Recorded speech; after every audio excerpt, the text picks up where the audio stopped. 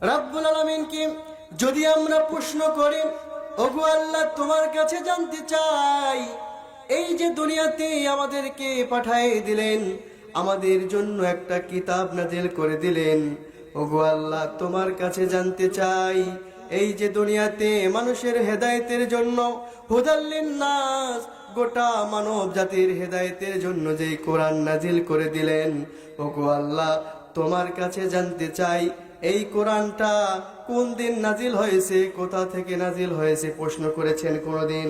করেছেন? যেই কোরআনটা নাজিল করা হলো, এই কোরআনটা কোথা থেকে আসলো? আমরা একবারও প্রশ্ন করলাম না। কিন্তু আপনার বাড়িতে যদি একজন অপরিচিত লোক আসে, তাহলে আপনি যাকে চিনেন না, প্রশ্নের পরে প্রশ্ন আসে না নাই? আসে না নাই? অপরিচিত যখন একজন মানুষ আসবে আপনার বাড়িতে, আপনি একটার পর একটা প্রশ্ন করতে থাকবেন। কিন্তু যে আল্লাহ পাক রব্বুল আলামিন হুদাল লিন্নাস, যেই কোরআনটা নাজিল করে দিয়েছেন গোটা মানব জাতির হেদায়েতের জন্য, এই কোরআনটা আল্লাহ তাআলা কোথা থেকে নাজিল করে দিল আমাদের অবশ্যই জানার দরকার আছে।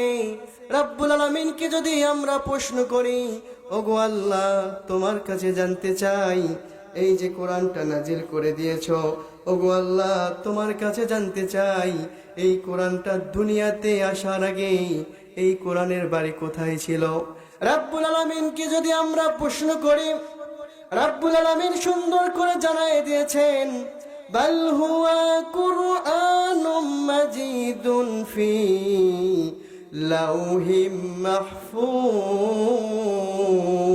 আল্লাহু আকবার বলেন।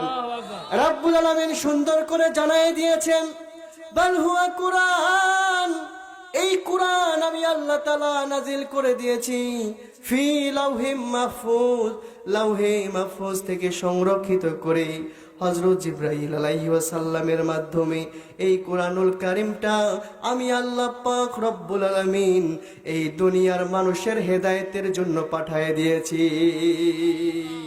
তাহলে আমরা আল্লাহকে প্রশ্ন করলাম, আল্লাহ তোমার কাছে জানতে চাই, যে কোরআনটা নাজিল করে দিয়েছেন এই কোরআনের বাড়ি কোথায় ছিল?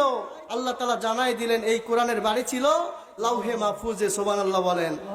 এরপরে রব্বুল আলামিনকে যদি আমরা প্রশ্ন করি, ওগো আল্লাহ তোমার কাছে জানতে চাই, এই দুনিয়াতে যেই কোরআনটা নাজিল করে দিলেন, ওগো আল্লাহ দুনিয়াতে যত কিতাব আছে, এই দুনিয়াতে যত বই আছে, সব বইয়ের মধ্যে ভুল পাওয়া যায়, ওগো আল্লাহ কোরআনের মধ্যে কোনো ভুল আছে নাকি?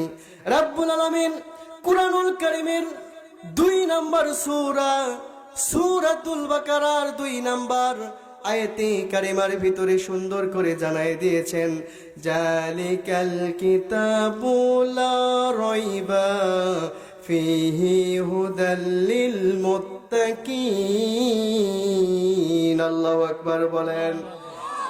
রব্বুল আলামিন সুন্দর করে জানায় দিয়েছেন, জালিকাল কিতাব, আমি আল্লাহ তাআলা যেই কিতাবটা নাজিল করে দিয়েছি, এই কিতাবের ভিতরে কোনো সন্দেহ নাই, এই কিতাবের ভিতরে কোনো ভুল নাই, কোনো সংশয় নাই। যারাই মেনে চলবে তারা হুদাল লিল মুত্তাকিন, তারা মুত্তাকি মুসলমান হয়ে যাবে। সুবহানাল্লাহ বলেন। তাহলে আপনি আমি মুত্তাকি মুসলমান হতে চাই কি চাই না? বলেন, চাই না? এখন দেখবেন অনেক মানুষ আছে তারা নামাজ পড়ে না, অনেক মুরব্বী আছে আজান হয় মসজিদে যায় না, কিন্তু তারা বলে আমরা নামাজে না যাই তো কি হয়েছে, ঈমান ঠিক আছে। বলে কি বলে না? অনেক মুরব্বী দেখবেন বাজার ঘাটে চার দোকানে আড্ডা দেয়, আবার কলার ঝোকায় বলে আমি নামাজ পড়ি না তো কি হয়েছে, আমার ঈমান ঠিক আছে। এমন মুসল্লি আছে না নাই? নাই। এইরকম মুসল্লির অভাব নাই। সম্মানিত ভাইরা আমার, রব্বুল আলামিন সুন্দর করে জানায় দিয়েছেন, যারা নিজেকে মুমিন দাবি করে, মুমিন ইমানদার দাবি করে, তারা মুমিন ইমানদার দাবি করলেই মুমিন ইমানদার হতে পারবে না। আল্লাহ তাআলা সুন্দর করে জানায় দিয়েছেন, ইন্নামাল মুমিনুনা আল্লাযীনা ইযা যুকিরাল্লাহু وجلت قلوبهم وإذا تليت عليهم آيات زادتهم إيمانا وعلى ربهم يتوكلون الله أكبر বলেন আল্লাহু আকবার। রব্বুল আলামিন সুন্দর করে জানাই দিচ্ছেন, ও দুনিয়ার মুসলমান, তোমরা যারা নিজেকে মুমিন ইমানদার দাবি করো, মুমিন ইমানদার দাবি করলেই মুমিন ইমানদার হওয়া যায় না। রব্বুল আলামিন বলেন, মুমিন ইমানদার হবে তারা যাদের সামনে কোরআন থেকে কথা হলে তাদের অন্তরটা আল্লাহর ভয়ে ভীত হয়ে যাবে আর হৃদয়ের মধ্যে কম্পন সৃষ্টি হয়ে যাবে।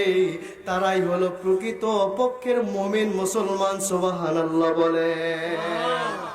এইবার আসুন, আল্লাহ তাআলা যেই কুরআনুল কারীমটা নাজিল করে দিয়েছেন গোটা দুনিয়ার মানুষের জন্য, রব্বুল আলামিন ডাক দিয়ে বলে, দুনিয়ার মানুষ শুনে রাখো, আমি আল্লাহ তাআলা যেই কোরআনটা নাজিল করে দিয়েছি, এই কোরআনের কাছে যদি কেউ আত্মসমর্থন করে, কোরআন দিয়ে আইন তৈরি করে, কোরআন দিয়ে বিচার করে, কোরআন দিয়ে রাষ্ট্র পরিচালনা করে, রান্নাঘর থেকে শুরু করে নিয়ে পার্লামেন্ট পর্যন্ত যদি কোরআন দিয়ে পরিচালনা করে, রব্বুল আলামিন বলে তাদের জন্য জান্নাতুল ফিরদাউসি নুজুলা, আমি আল্লাহ তাআলা তাদের জন্য জান্নাতুল ফিরদাউস বরাদ্দ করে দিব।